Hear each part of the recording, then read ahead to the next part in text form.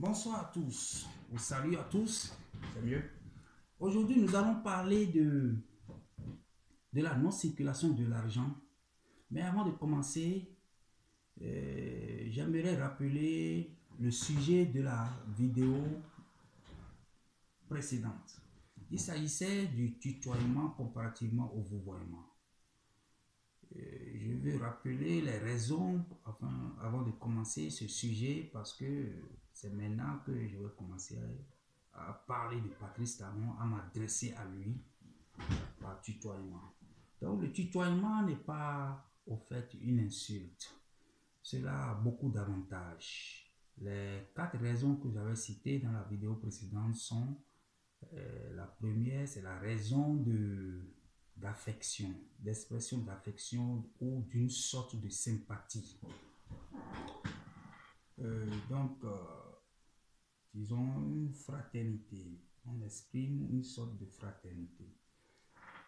C'est un peu comme ce qui se passe entre un parent et son enfant. Surtout dans les pays occidentaux, il y a cette culture. En Afrique, les réalités sont autres. Les réalités et les raisons sont un peu autres. Quand il y a le tutoiement entre un parent et son enfant, c'est que le parent permet à l'enfant de s'exprimer librement. Le parent supprime les barrières. Le parent se rabaisse au niveau de l'enfant pour lui permettre de croire qu'il est devant son contemporain. Et là, l'enfant se vide. Il se vide, alors que quand il y a le vouvoiement, il y a une certaine barrière et l'enfant, ayant peur, cache beaucoup de choses. C'est tellement bon, c'est bon en ce sens que de cette manière, on récupère des informations qui permettent aux parents de bien voir là où il doit accentuer en matière d'éducation rapidement, d'intervenir rapidement. Je fais la même chose entre mes étudiants et moi. J'essaie de me rabaisser, je ne montre pas que je suis un grand professeur, il doit faire tête, non. Et de cette manière, l'étudiant ou l'étudiante me livre certains secrets de sa vie. Et là, rapidement, puisque je suis aussi des fois pré-tuteur de la classe, c'est-à-dire le professeur principal de la classe, donc on joue le rôle d'éducateur et non de professeur d'enseignant. Donc, c'est très bon parce que les gens s'expriment librement. Voilà la première raison. La deuxième raison est celle de la responsabilité. La responsabilité parce que en utilisant le vouvoiement, ça peut porter à confusion parce que le vouvoiement, c'est en principe quand on s'adresse à un groupe de personnes. Donc, ça peut porter à confusion. Il vaut mieux, quand vous voulez situer la responsabilité sur une seule personne, s'il y a la possibilité d'utiliser le tutoiement, c'est beaucoup mieux. La troisième raison est celle du peuple. C'est la relation entre le président de la République et ses citoyens. C'est un peu rapproché de la première raison, puisque c'est au fait la première raison qu'on transpose dans la relation entre le président de la République et ses citoyens. C'est un peu comme, puisqu'on a l'habitude de dire le président ou la présidente est le parent de la nation. Le plus souvent, on dit le père de la nation. Donc, on suppose que les citoyens sont ses enfants. Et donc, la même chose, c'est pourquoi on prône la liberté d'expression. Puisque de cette manière aussi, comme entre le parent et l'enfant, de cette manière aussi, les citoyens, en s'exprimant librement par la voie de la presse, par exemple, les journaux. Pourquoi on dit il faut la liberté de presse, la liberté d'expression? Il ne faut pas utiliser l'oppression, il ne faut pas utiliser la dictature. La suppression du vouvoiement entre le parent et son enfant est égale à la suppression de la dictature entre le président de la République et ses citoyens. Donc, c'est un peu rapproché. La quatrième raison est quand vous, selon la culture nationale, la culture communautaire, vous devriez vous voyer quelqu'un. Mais la personne a manqué de respect envers elle-même en se comportant d'une certaine manière envers vous. Et là, ce manque de respect vous donne le plein droit de ne plus la vous voyer. Et là, vous exprimez une colère. C'est la raison de la colère. Donc voilà les 4 raisons. Et là, Patrice Talon, si je te tutoie dans ce sujet et les sujets à venir, ce n'est pas une insulte, c'est une sympathie. C'est l'expression d'une sympathie ou la responsabilité surtout. Et aussi en général la fraternité. Pourquoi cette fraternité, cette sympathie et non seulement directement vouvoiement? Parce que le contexte dans lequel nous t'avions élu en 2016, c'est ça qui a provoqué mon abonnement, donc on devait se parler librement. Voilà. Et travailler ensemble. C'était pour t'aider. Là, je suis un peu découragé. Pas un peu même, je suis très découragé. Bon, le sujet d'aujourd'hui, c'est la non-circulation de l'argent. Pourquoi ce sujet?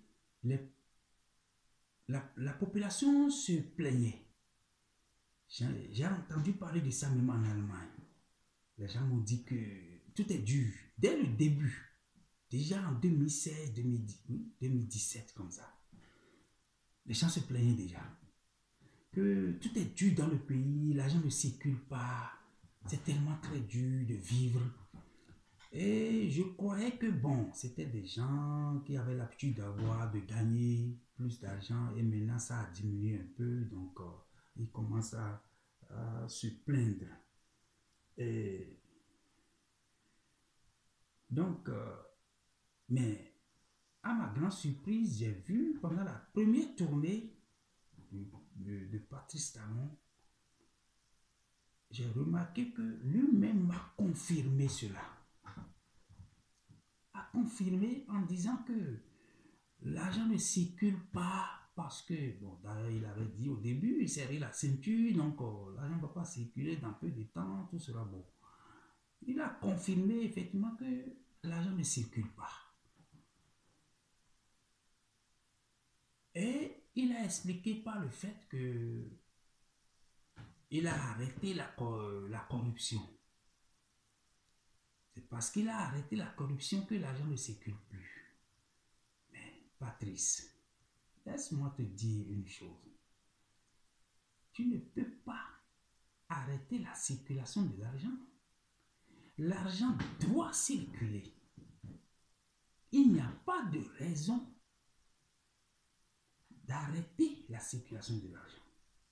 Puisque l'argent qui doit circuler est déjà d'avance défini.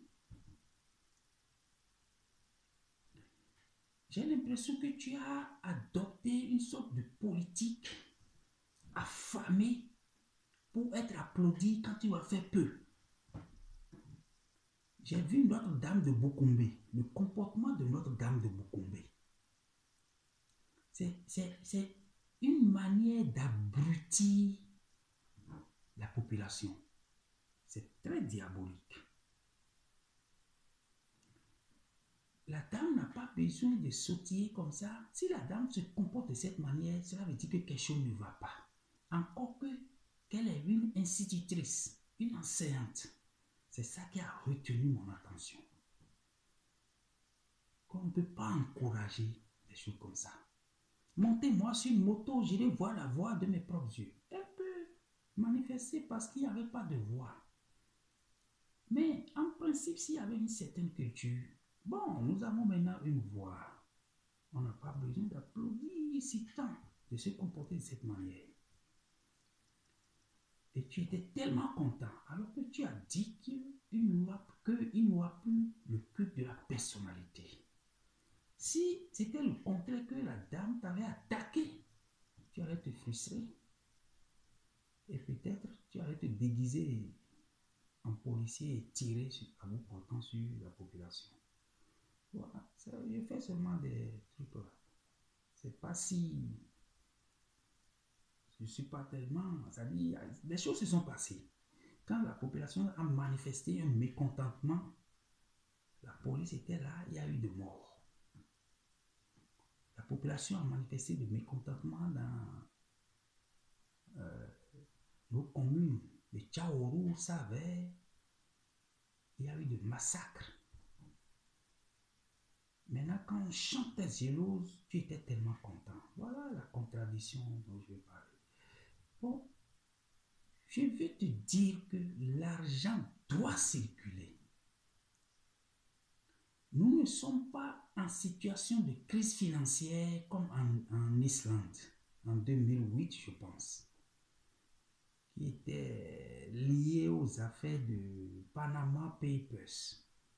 Et le pays ne pouvait plus fonctionner. Ça, on appelle ça crise financière. Le gouvernement ne pouvait plus payer les salaires. Là, c'est une crise financière. Et c'est en ce moment, on peut dire que, bon, l'argent ne circule pas. Au Bénin, nous voyons régulièrement le budget qui est voté. Et tu as le budget. Une fois que le budget est voté, en principe, tu dois être capable de donner la part qui revient à la population et la part qui revient au gouvernement. C'est le budget, à ma compréhension, on divise. Je pense que c'est comme ça au niveau de toute personne. Quand j'ai un capital donné, je divise. Il y a des choses que je ne peux pas me défendre de faire. Il y a une partie qui revient à la population, une partie qui est pour le gouvernement, une partie, en principe, si on avait une monnaie nationale, une partie va dans la réserve monétaire pour pouvoir ajuster la valeur de notre monnaie nationale. Je ne me rappelle plus comment, si on augmente la réserve monétaire, la valeur de la monnaie diminue ou augmente, et le contraire, il faut les spécialistes pour nous situer. Mais je sais que par la réserve monétaire, on peut agir sur la valeur de la monnaie et par conséquent sur l'économie du pays. Parce que quand on diminue la valeur de la monnaie, c'est que on veut vendre à l'extérieur. On veut permettre aux étrangers de l'extérieur de venir prendre des produits chez nous. Puisque ailleurs, ça sera plus cher. Donc, mais nous n'avons pas une monnaie nationale, nous avons une monnaie communautaire et je ne sais pas comment le mécanisme, comment ça fonctionne. Peut-être que c'est la France qui fait ça à notre place et nous sommes en train de lutter contre ça. Mais les activistes qui sont devant, je pense qu'ils font mal. Ils font mal. Il faut travailler sur un système politique propre à nous, propre à l'Afrique, propre au Bénin d'abord. On peut prendre le Bénin comme un modèle. Et ce système, nous l'avons. Nous n'avons pas encore accès. On attend le moment propice pour faire entrer. Pour nous faire entendre. Donc, la partie qui revient au peuple doit partir chez le peuple. J'ai l'impression que toi, tu as confisqué la partie qui devait revenir au peuple. Le développement ne se fait pas par un groupe d'hommes seulement, un groupuscule. Non, le développement se fait par tout le peuple. Le gouvernement, le peuple et le président. Donc, c'est l'affaire de tout le peuple. Une partie, la partie qui va au sein du peuple permet au peuple de t'aider, d'aider le gouvernement pour le développement. Donc, le peuple se charge, s'occupe de sa part. Et il y a des entreprises qui se créent quand l'argent est quand l'argent circule, quand on crée des entreprises, on sait qu'on aura qu'on aura de clients, les gens viendront. J'ai créé une école de langue, je sais que les gens viendront. Parce que la première nécessité, le manger d'abord, mais ensuite, il y a le luxe, il faut se développer, il faut s'épanouir. Il faut apprendre une langue. Et c'est ensuite que celui qui a ouvert son école a aussi de recettes, fait aussi de recettes. Et quand tu injectes, c'est l'argent qui est injecté au sein du peuple qui produit de l'argent pour le gouvernement. Parce que le gouvernement va prélever des taxes, des taxes. Donc, quand il n'y a pas de taxes, alors, on dit, quand il n'y a pas d'argent qui circule, mais de quoi tu prélèves alors les taxes? Puisque j'entends parler de taxes que tu prélèves. Mais de quoi? D'où viennent ces taxes? Quand tu dis que tu confirmes que l'argent ne circule pas, c'est un peu bizarre pour moi. Maintenant, tu expliques le fait que l'argent ne circule pas par l'arrêt de la corruption. Mais on a remarqué, nous avons remarqué que les gens, les corrompus là, qui faisaient sortir l'argent, ils sont majoritairement autour de toi. Cela veut dire qu'au fait, tu punis seulement le peuple. Puisque quand ils faisaient sortir l'argent, ça circulait au sein du peuple et les maçons avaient du boulot, les menuisiers, les caroleurs et les bonnes dames pouvaient vendre. Puisque les gens avaient l'argent pour aller payer chez eux. La source de l'argent qui circule aux yeux du peuple n'est pas tellement importante. Que ça soit de corruption, que ça soit normal, l'argent doit circuler. Et c'est l'argent-là qui produit de recettes au gouvernement. Parce que quand on fait sortir par la gauche, en augmentant par exemple le salaire, on reprend par les taxes par la droite. Et ce qui est sorti est toujours inférieur à ce qui entre. Et là maintenant, on est encouragé pour augmenter. Si je fais sortir 1000 et je récupère 1200, là je fais sortir 1100 encore pour encourager et les choses poussent. Le pays change de visage. Toi, en bon gestionnaire, tu ne peux pas dire asseyez-vous, croisez les bras, moi je vais tout faire pour vous. Non, le temps compte, Patrice Talon. Un bon homme d'affaires, je ne sais pas si je dois t'appeler homme d'affaires. C'est mieux opérateur économique. Le temps compte. Parce que quand toi tu t'occupes des routes, il faut que le peuple s'occupe d'autres choses et le développement est beaucoup plus rapide. Toi tu dis asseyez-vous, je vais construire les routes. Après, croisez les bras, je vais construire les hôpitaux. Croisez les bras, je vais construire, c'est pas l'énergie électrique, je vais produire l'énergie électrique. Mais il faut que d'autres choses se fassent. Comme ça, là, on va mettre un siècle. Le temps est très important. Bon, donc, voilà. Moi, selon moi, il faut que l'argent circule. Ce que je viens de te démontrer, c'est ça la Suède fait. L'argent sort par l'augmentation des salaires ou bien par la création de boulot. Tu ne peux pas couper, comme tu avances comme raison la corruption, tu ne peux pas couper sans créer un autre moyen. C'est comme tu avais fait déguerpir les femmes sans leur trouver un autre endroit d'abord. Dans ton projet, le projet n'était pas bien ficelé. C'est tout.